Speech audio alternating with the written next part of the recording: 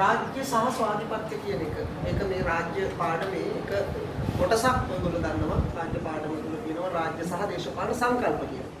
එතකොට මේකෙන් අපි බලාපොරොත්තු වෙන්නේ මේ රාජ්‍යත් එක්ක බැඳිච්ච තවත් දේශපාලන සංකල්ප ගණනාවක් අධ්‍යයනය කරලා ඒව සහ රාජ්‍ය අතර තියෙන වෙනස තේරුම් අරගෙන රාජ්‍ය උත්තරීතරයි කියන කාරණාව තේරුම් ගන්න.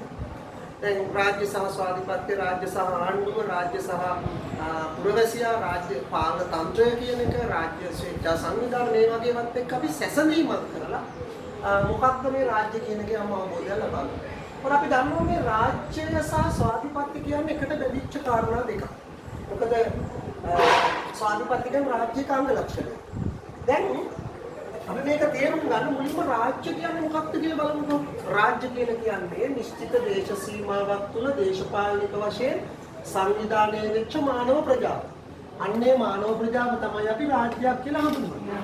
ඒ කියන්නේ නිශ්චිත දේශ සීමාවක් ඇතුලේ මිනිස්සු ටිකක් දේශපාලනික වශයෙන් සංවිධානය වෙලා ඉන්නවා නම් අපි ඒක කියනවා රාජ්‍ය. ස්වාධිපත්‍ය කියන එකේ තේරුම තමයි වචනාර්ථය ගත්තොත් උත්තරීතරයි වගේ අදහසක්. හැබැයි ස්වාධිපත්‍ය කියන එකෙන් අපි බලාපොරොත්තු වෙන්නේ රාජ්‍ය සතු බලය. රාජ්‍ය සතු බලය තමයි ස්වාධිපත්‍ය කියන්නේ.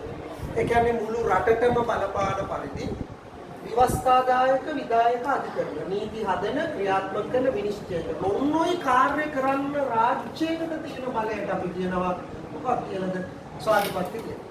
විවස්ථා ලෙජිස්ලේචර් එක්සිකියුටිව් ජුඩිෂියල් විවස්ථාදායක විධායක අධිකරණ මේ කාර්යයන් තුල කරන්න තියෙන බලය තමයි ස්වාධිපත්‍ය කියන්නේ.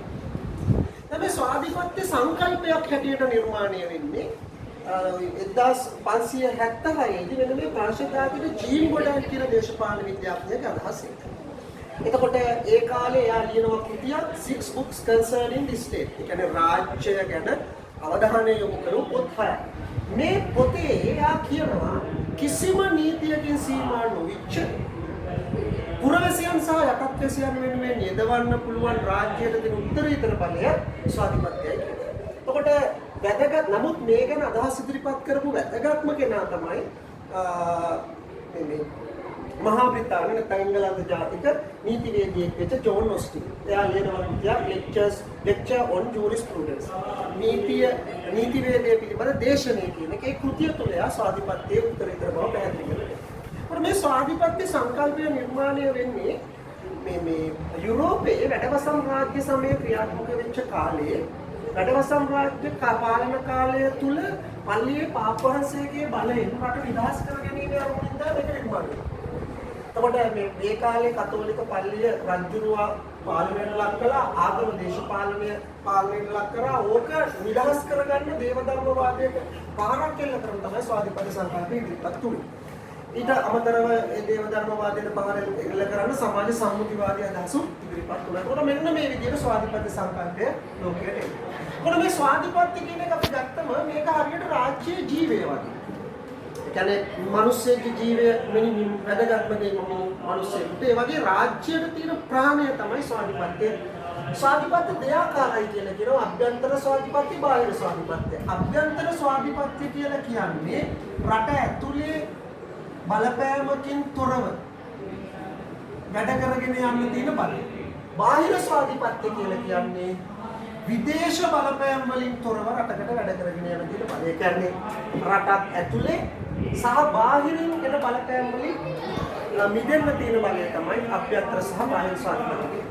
ඉතින් ස්වාධිපත්‍ය ගත්තාම මේකේ ප්‍රධාන ලක්ෂණ හතරක් අපිට පෙන්වලා දෙන්න පුළුවන්. ඒකීය වේ, ස්ථාවර වේ, උත්තරීතර වේ, බෙදිය නොහැක, අන්සතු කළ නොහැක. නමුත් ප්‍රශ්නේ තියෙන්නේ මේ වගේ ලක්ෂණ හතරකින් සමන්විත ස්වාධිපත්‍ය ලෝකෙ කිසිම රටකට නැහැ. දැන් වර්තමානයේ මේ යුද්ධමය වාතාවරණය ගත්තාම පස්සේ ඔයගොල්ලන්ට පේනවා තව ඉරානයේ ස්වාධිපත්‍යයට ඇමරිකාවේ තියෙනවා. කොට මේ වගේ කාරණා මුල් කරගෙන ලෝකෙ කිසිම රටක මේ කියන ආකාරයේ ලක්ෂණ සහිත ස්වාධිපත්‍යයක් ඇත්තේ නැහැ. විශේෂයෙන් මේ සංකල්පයම ඇත්තටම දුර්වලයි කියලා තමයි දේශපාලනඥයන් සඳහන්. ওই සංඝීයවාදය, ගෝලීයකරණය ඊළඟට ගත්තන් පස්සේ මේ ඔන්න ඔය වගේ ලක්ෂණ සංඝීයවාදය, ගෝලීයකරණය මෙන්න මේ වගේ කාරණා මුල් කරගෙන මේ ස්වාධිපත්‍ය කියන එක ක්‍රමයෙන් ලෝකේ රටවල් වලින් ගිලිහී යනවා. මේ ආකාරයේ ස්වාධිපත්‍යයන් වලදී ක්‍රියාත්මක වෙන්නේ නැහැ. පැහැදිලිද අපි